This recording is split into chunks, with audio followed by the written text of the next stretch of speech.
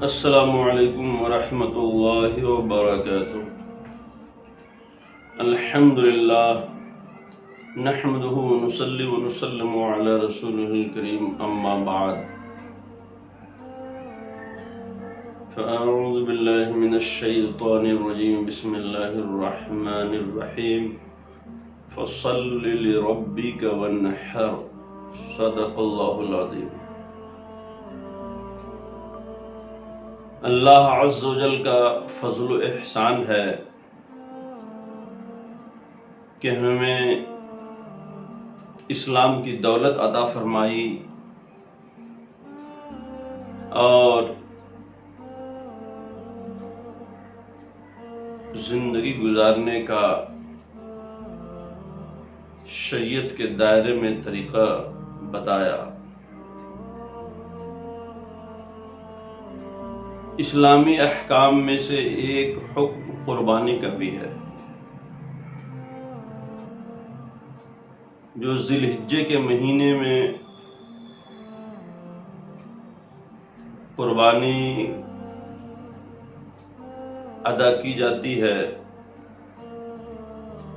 یہ ذی الحجہ کا مہینہ بھی بڑا متبرک مہینہ ہے، اسی مہینے میں حج کیا جاتا ہے،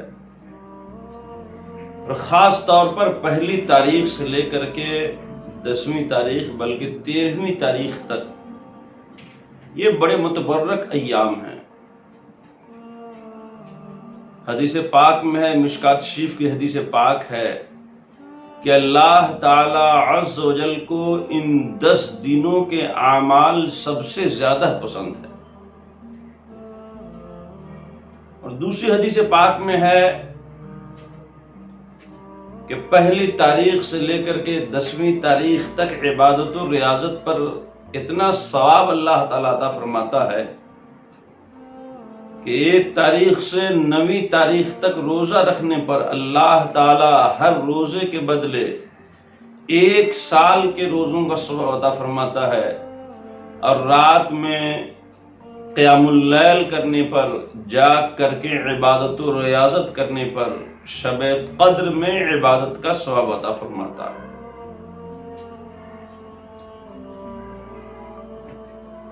اور خاص طور پر عرفہ کا دن جو کل کا دن ہوگا، 9ویں تاریخ، عرفہ کے دن روزہ رکھنے پر اللہ تعالی 1 سال قبل اور 1 سال بعد کے گناہوں کو معاف فرما دیتا ہے۔ یعنی عرفہ کے دن روزہ رکھنے پر 2 سال کے روزوں کا ثواب اللہ تعالیٰ عطا فرماتا ہے، اور دوسری حدیث پاک میں ہے کہ 2 سال کے گناہوں کا کفارہ ہو جاتا ہے عرفہ کا روزہ۔ اس لیے ہمیں کل کی تاریخ میں روزہ ضرور رکھنی چاہیے۔ بہتر یہ ہے کہ 2 روزے رکھے جائیں، جنہوں نے آج رکھا وہ کل بھی رکھیں، جنہوں نے آج نہیں رکھا وہ بھی کل روزہ ضرور رکھیں۔ اللہ تعالیٰ 2 سال کے روزوں کا ثواب عطا فرمائے گا، یا 2 سال کے گناہوں کو معاف فرمائے گا۔ اور اس ماہ مبارک میں قربانی واجب ہے 10، 11، 12 3 دنوں تک۔ قربانی کا کیا ثواب ہے؟ حدیث پاک میں ہے، صحابہ کرام نے عرض کی، یا رسول اللہ ما هذه الاضاحی، یا رسول اللہ یہ قربانیاں کیا ہیں؟ آقا علیہ الصلوۃ والسلام نے ارشاد فرمایا، سنت ابیکم ابراہیم، یہ تمہارے باپ ابراہیم علیہ السلام کی سنت ہے۔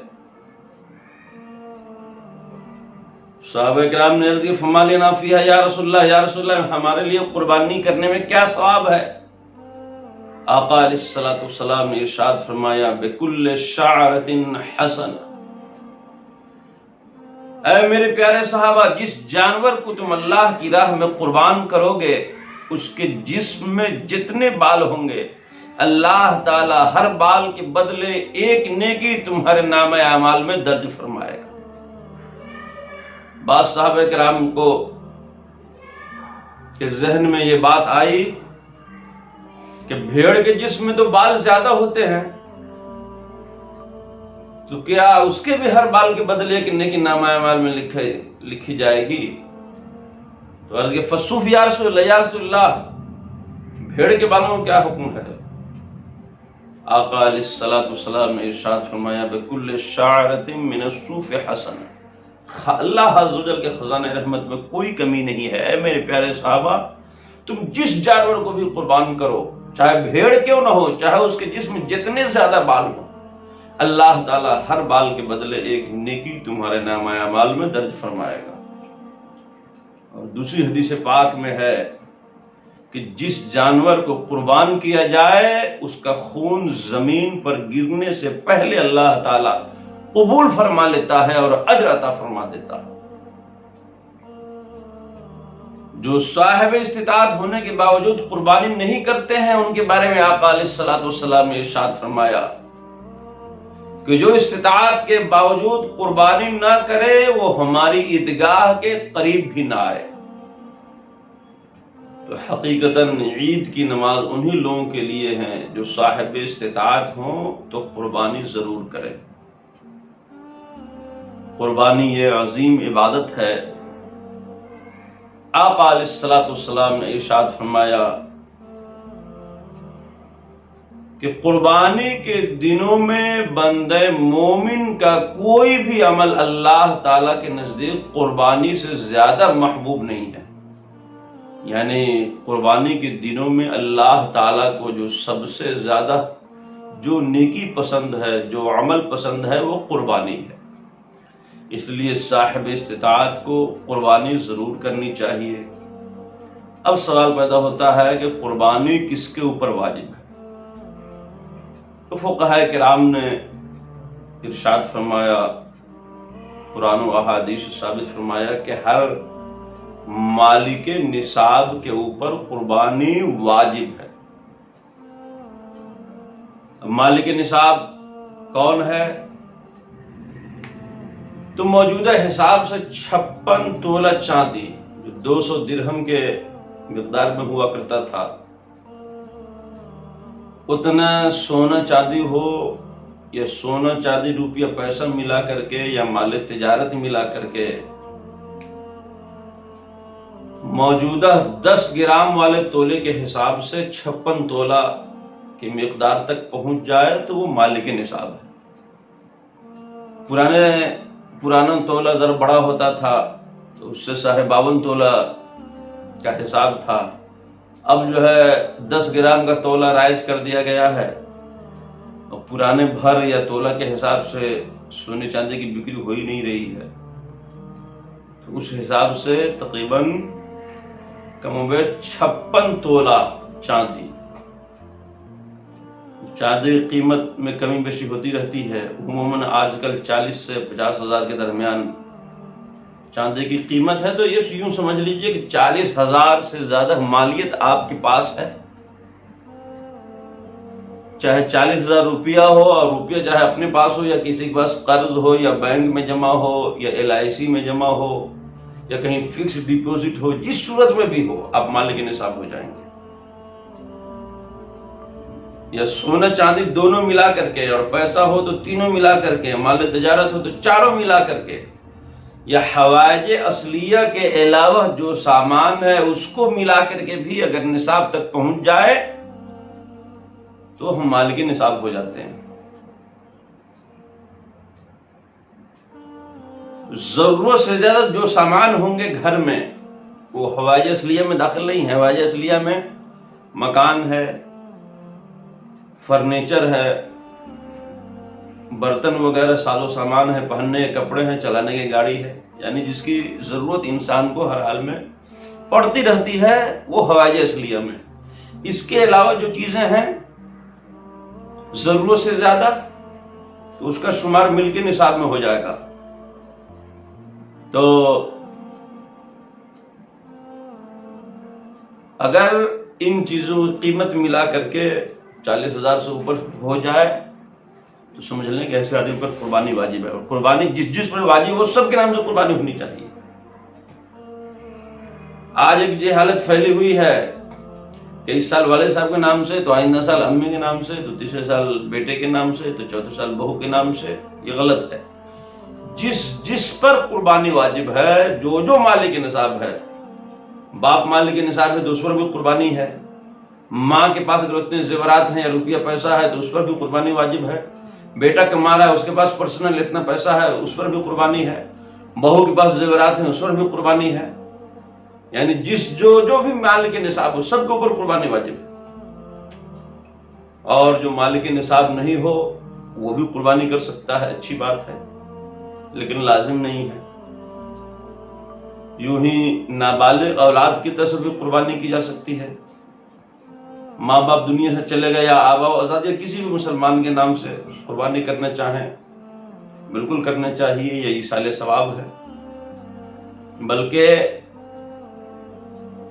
ماں باپ کی ذمہ اگر قربانی واجب تھا انہوں نے نہیں کیا تھا، ہم اگر ادا کر دیں گے تو ان کی ذمے سے ساقط بھی ہو جائے گا۔ لیکن بالغ کی طرف سے اگر قربانی کوئی کر رہا ہو تو اس کی اجازت لے لے، اس کو معلومات ہو جانی چاہیے، تب اس کی طرف سے ادا ہوگا، ورنہ ادا نہیں ہوگا۔ ایک مسئلہ یہ بھی ہے کوئی عرب میں ہے اور ہم یہاں ہندوستان میں ہیں تو وہاں کے حساب سے قربانی ہوگی یا یہاں کے حساب سے، تو اس بارے میں مفتیان کرام کا اختلاف ہے۔ بعض مفتیان کرام کا کہنا ہے کہ وہاں کے حساب سے، بعض مفتیان کرام کا کہنا ہے یہاں کے حساب سے قربانی ہوگی۔ تو احتیاط یہ ہے کہ جو لوگ عرب میں ہیں ان کی قربانی پہلے دن یا دوسرے دن کر لیں، کیونکہ ایک دن کا فرق ہوتا ہے، تو پہلے یا دوسرے دن اگر کر لیں گے تو بہرحال سارے مفتیان کرام کے نزدیک قربانی کی ادائیگی ہو جائے گی۔ ایک سب سے اہم بات یہ ہے کہ آج جب سے فریج کا زمانہ آیا ہے لوگ فریج میں گوشت بھر لیتے ہیں، غربا میں تقسیم نہیں کرتے ہیں۔ تو میرے بزرگوں اور دوستو، یہ آپ دھیان میں رکھیں کہ جس جانور کو ہم ذبح کر رہے ہیں اگر اللہ کی رضا کے لیے قربانی کر رہے ہیں تو ہم اس کے مالک نہیں ہیں، وہ ہمارے ملک سے خارج ہو گیا۔ ہم گوشت اس لیے کھاتے ہیں کہ ہم اللہ تعالیٰ کے مہمان ہوتے ہیں 3 دن، اس لیے شریعت کا حکم ہے کہ ان 3 دنوں میں اگر کوئی قربانی نہ کر سکے، جانور خریدا ہے لیکن قربانی نہیں کر سکا تو بعد میں صدقہ کر دینا ہے، انہیں کہ بعد میں ذبح کر کے کھا لینا ہے اور بانٹ دینا ہے، نہیں، پورا ہی جانور صدقہ کرنا پڑے گا۔ تو ہم نے اللہ کی راہ میں قربان کر دیا، ہمارے ملک سے نکل گیا، ہم اس کے مالک نہیں ہیں، لیکن ہم اللہ کے مہمان ہوتے ہیں اس لیے اس کا گوشت کھاتے ہیں۔ تو شریعت کا حکم ہے 3 حصے میں تقسیم کیا جائے، ایک حصہ اپنے گھر کے لیے، ایک حصہ رشتہ داروں پڑوسیوں کے لیے، اور ایک حصہ غریبوں فقیروں اور مساکین کے لیے۔ یہی طریقہ ہے۔ گھر میں اگر زیادہ افراد ہوں تو زیادہ بھی رکھ سکتے ہیں، لیکن یہ نہیں کہ غربا فقراء مساکین کو بالکل بھول جایا جائے اور فریج میں بھر کر کے آرام سے 15 دن مہینے بھر کھاتے رہیں۔ تو میرے بزرگوں اور دوستو، اللہ تعالیٰ نیتوں کو جاننے والا ہے، دل کے ارادے کو جانتا ہے، اس کا حکم دل کے ارادے پہ لگتا ہے۔ اگر اس کا مطلب یہ ہوگا کہ آپ نے گوشت کھانے کے لیے قربانی کی ہے، اللہ کی رضا کے لیے نہیں کی ہے، تو آپ ثواب سے محروم رہ جائیں گے۔ اس لیے ہمیں خوش دلی سے ایسے جانور کی قربانی کرنی چاہیے جس میں عیب نہ ہو، زیادہ عیب رہنے سے قربانی ہی نہیں ہوگی، ہلکا پھلکا عیب ہو تو قربانی ہو جائے گی، لیکن کراہت ہے۔ اللہ تعالی ہم سب کو شریعت و سنت کے مطابق قربانی کرنے کی توفیق عطا فرمائے اور ہماری عبادتوں کو قبول فرمائے۔ والسلام علیکم ورحمۃ اللہ۔